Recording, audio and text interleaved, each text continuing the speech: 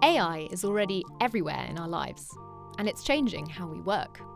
Scroll through the news or social media, and it might feel like AI is either making our lives wonderfully efficient or making us as humans completely redundant.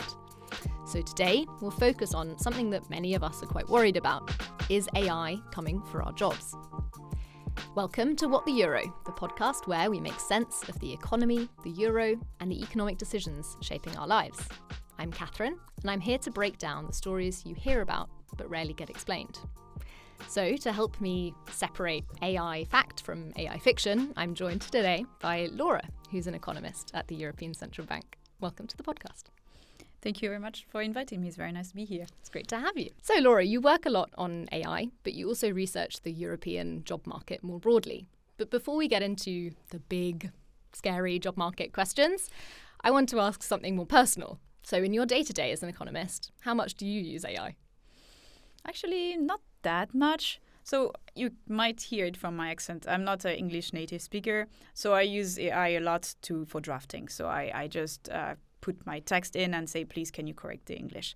I also use it sometimes for coding, like to debug my code, actually. Like in the past, I could spend an afternoon searching for the bug, and it's true that now, up in 30 seconds, I found the bug, and it's quite wonderful. Yeah. So aside from redrafting and debugging, it's everywhere, right? It's generating TikTok content. It's telling us what to buy online. And if you spend more than 5 minutes on LinkedIn, you have this onslaught of people telling you in a kind of scary way all these skills that you need to learn to adapt to the new world of work. But so in your research, what does this new world of work look like to you? So how widespread is AI use at work in Europe? Oh, it's really widespread. What we find is that 2/3 of euro area companies are using AI. Okay. So they're not investing so much in AI, only 25% of them, but in terms of usage, it's really the vast majority. And the reason is because it's easy. It's easy to use AI with the new online tools. You don't really need to learn. It's quite intuitive. And so even the small firms are using AI. Mm-hmm. And what do you mean when you say kind of AI use versus AI investment? How does that look different? So, okay, for context, the ECB is doing a survey every quarter, and a survey to firms, and we can add questions. And so recently we decided to add questions about AI. Mm-hmm. So in one wave, we asked firms, do you invest in AI, and how much do you invest in AI? And then in the next wave, so to different firms, we asked, how much do you use AI? And we had so different answers between those two waves that we thought, okay, clearly for firms, investing and using AI is different. And so we at this point, we need to understand what they mean by investing in AI. Do they understand that if they buy a ChatGPT license, does it mean that they're investing in AI? Or for them, investing in AI means that they have developed their own internal large language model. So this is not clear at this point. And as I said, there's different waves. And so in the next wave, we will ask more questions to understand what are they doing exactly with AI. It's not like a set amount of money invested in something, right? Exactly. Okay, so I want to tackle this kind of big, scary question head on that lots of people are worried about. So in a word, companies replacing humans with AI, true or false? Mostly false. Thank goodness. Okay, that's reassuring. Can you tell us a bit more about that? So, the general picture is that it can go two ways, right? Like you can have, on one hand, that firms are using AI to replace workers, and therefore it would lead to a decline of employment. Or on the other hand, you could be like, okay, AI is actually boosting productivity, boosting profit, GDP, and will create a new entire set of jobs that we cannot even imagine at this point. So it can really go both ways. And in the survey, we asked the firms, why are you using AI? And so the firms that say, we're using AI for innovation research, those firms are actually hiring. And the ones that say, actually, we are using AI because we want to replace workers, those indeed, we see that their employment is decreasing for those firms. Okay. Yeah, I guess that corroborates this idea that lots of firms are striking jobs, and we've seen it across the Atlantic, and big firms like Amazon and Target.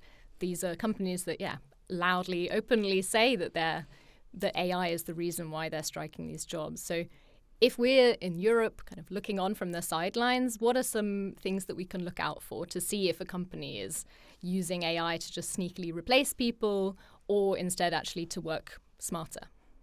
So obviously it's very, very difficult from the point of view of the employee because they cannot see the big picture. But in general, like the firms that are using, what we see in the survey is that the firms that answer, yes, we're using intensively AI, they're also the firms that are hiring. And as I said, it's because like those firms are using it for innovation, for research, and especially the small firms. Like what we see is that in the survey is that the firms that are small and are scaling up because of AI, those are the ones that are really increasing their employment because they need it, because, they're using AI for innovation. But as I said, there's also other firms that are brutally honest that say, no, we are using AI because we want to replace our workers. And those firms, they represent about 15% of the firms in the survey. So it's not that much. And because there's not that many, like the overall effect is positive. Yeah, so far, at least. Like, I'm only talking about now. In the future, it can change. But now it's slightly positive. Yeah, okay, that's good. That's reassuring. So talking now a bit more about this hiring side of the coin, who do you think is going to benefit the most? Obviously, there's people who stand to benefit slightly more than others. So, like what we think is that the workers that have like the high skill workers are the one that will benefit, because they are the one that not only understand how to use AI, but on top of it, they also the one that are critical about AI, that can digest information and know if it's correct or not, and how they can take a step back on it. Okay, but for the listeners who don't code for a living, is there still a chance for them? Do you have to be really savvy about it, or can you just start out and see how you go? So the thing is that you don't need to be a hard coder to use AI, right? And then it's the way you use AI can be so different. The limit is your imagination. For example, as a farmer, you can use AI by using satellite image and ask ChatGPT to or any other large language model to analyze the image and tells the farmer when is best to plant or where. So it's like anybody can use AI in so many different fields that at this point being a hard coder is not a requirement. Okay, good. You don't have to be a tech person. Exactly. So say someone's just starting out or just figuring stuff out. Do you have a helpful tip for them? So my biggest tip would be, first, do not be scared about AI. Actually use it, because everybody's using AI. You don't want to be the only one not using AI, because you will lose a comparative advantage in a way. So don't be scared. Use AI. Try it, but be critical about it. Keep always critical mind about it, because AI can hallucinate. And I'm going to give you a very simple example that happened to me last week. Okay. So last week, I asked ChatGPT to give me a list of the concert dates of Céline Dion. And ChatGPT gave me 10 dates. The thing is, Céline Dion added 6 more dates to the initial 10 dates. And so there was 16 dates. And so I told ChatGPT, no, there's not 10 dates, there's 16 dates. So please give me 16 dates. And it went through. But, so it means that even on a so simple question as this, ChatGPT can hallucinate and can give wrong answers. So imagine it's the consequence on a firm if you get this, but for your business. Yeah. So it's really important to know what to expect, to be critical about it, but also know your own topic. Don't be blind about it. They can make mistake. Yeah, it doesn't substitute this human judgment that we have. Exactly, and that's why European workers are still important. Nice. Well, that's definitely making the topic a lot less intimidating. Thank you so much for joining. So to sum up, AI isn't replacing jobs across the board, but it is changing the way that we work. And the key takeaway? You don't need to compete with AI, but you do need to learn how to harness it. So thank you so much for joining. Thank you. And that's all for today's episode of What the Euro. So if you've enjoyed it, don't forget to subscribe to the Euro Matters podcast.